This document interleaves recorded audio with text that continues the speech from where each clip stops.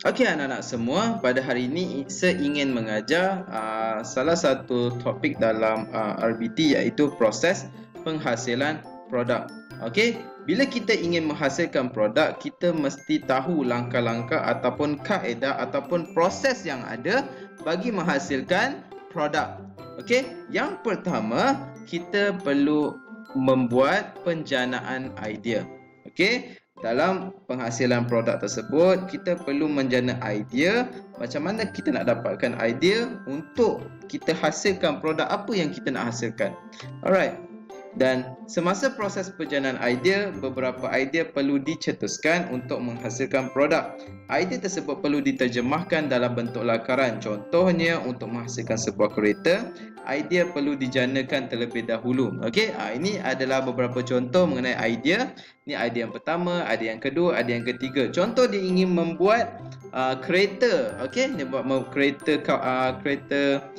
kawalan jauh. Jadi mereka kena buat penjanaan idea dulu. Okey, dalam untuk menjanakan idea ni, kalau sekiranya anda terlalu berat untuk memikirkan, anda boleh mengajak kawan-kawan untuk berbincang dalam menghasilkan atau menjanakan idea. Okey. Dan yang kedua adalah lakaran. Okey, semua produk yang hendak dihasilkan mestilah melalui proses lakaran. Mari kita membuat lakaran tentang idea yang telah dibincangkan. Okey, tadi idea tadi berkenaan dengan apa? Kereta. Jadi kita dah dapat idea, kita kena lakarkan bagaimana bentuk idea tersebut. Okey, sebab apa? Sebab kita perlu terjemahkan idea itu dalam bentuk lakaran. Dan kita mesti kukuhkan lakaran tersebutlah. Okey, ini adalah lakaran yang pertama sebegini, lakaran yang kedua dan juga lakaran yang ketiga. Dan ini adalah lakaran ini adalah idea yang telah dibincangkan bersama rakan-rakan ataupun idea kamu sendiri yang dapat semasa kamu berfikir kan. Okey, dan keluarkan idea-idea ini dan kamu kena pilih yang mana idea yang boleh dibuat untuk dihasilkan. Okey, jadi kat sini dia memilih lakaran 3. Okey, yang bentuk ini. Alright. Seterusnya, proses yang seterusnya adalah menganalisis, menilai dan menambah baik lakaran. Okey, jom kita lihat satu persatu. Menganalisis. Bila kita dah siap lakaran apa semua, kita kena analisis lakaran tersebut. Berdasarkan lakaran yang telah dipilih, kita akan menganalisis lakaran tersebut. Tujuan analisis adalah untuk mengesan kelebihan dan kekurangan yang terdapat pada lakaran produk dari aspek elemen reka bentuk atau elemen khusus pada produk.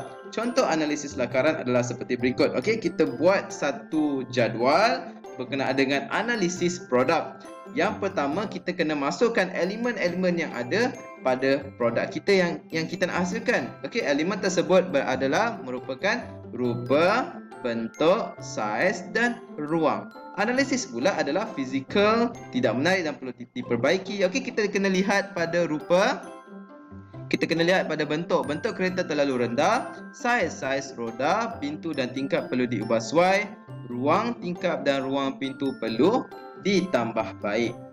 Okey, seterusnya kita kena nilai semula lakaran kita. Lakaran yang telah dianalisis perlu dinilai. Penilaian dibuat adalah untuk menambah baik lakaran dengan cara mengubah, mengekalkan bahagian yang sesuai atau membuang bahagian yang tidak sesuai. Okey, ini adalah contoh-contoh penilaian yang dibuat pada lakaran tersebutlah. Selepas dianalisis, kita buat penilaian pula. Jadi ini adalah penilaian yang perlu dibuat. Dan seterusnya adalah selepas kita buat analisis, selepas kita buat penilaian, kita buat menambah baik lakaran. Okey, menambah baik lakaran ni kita dapat lihat ini adalah lakaran. Hasil lakaran yang telah dinilai dan ditambah baik. Okey, itulah gunanya kita buat analisis dan gunanya kita buat penilaian supaya bila kita buat lakaran semula, kita dapat menambah baik produk kita yang kita nak hasilkan. Okey, seterusnya, proses yang seterusnya adalah menghasilkan reka bentuk produk. Okey, inilah kata kemuncaknya di mana kita kena hasilkan reka bentuk produk berdasarkan lakaran yang kita telah menambah baik tadi itulah. Okey, berdasarkan lakaran yang telah ditambah baik, kita boleh menghasilkan model produk. Ni contoh je, kita kena sediakan bahan dan alatan. Okey, kita kena menghasilkan produk mengikut langkah-langkah yang telah kita susun. Okey, ini yang pertama, ni yang kedua, yang ketiga, keempat, kelima dan keenam, dan akhir sekali kita dapat menghasilkan satu produk, okey, ataupun model. Okey, kita menghasilkan model dan menggunakan bahan kemasan yang sesuai. Alright, dan yang terakhir sekali, selepas kita menghasilkan reka bentuk produk, barulah kita membentangkan produk kita dengan di hadapan kawan-kawan, di hadapan guru ataupun orang ramai lah.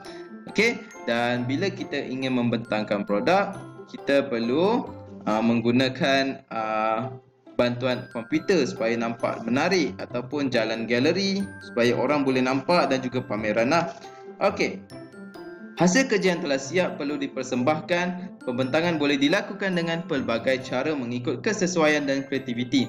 Beri penerangan dan maklumat yang menyeluruh tentang produk yang dihasilkan. Ini adalah contoh maklumat dalam persembahan. Tema dia apa, nama, fungsi, bahan binaan, bentuk asas dalam lakaran, garisan digunakan, dan juga bahan kemasan yang dinyatakan. Alright, so ini adalah bagaimana proses untuk menghasilkan produk. Okey, so itu sahaja penerangan pada kali ini. Kita akan berjumpa pada kelas yang akan datang. Bye bye. Assalamualaikum warahmatullahi taala wabarakatuh.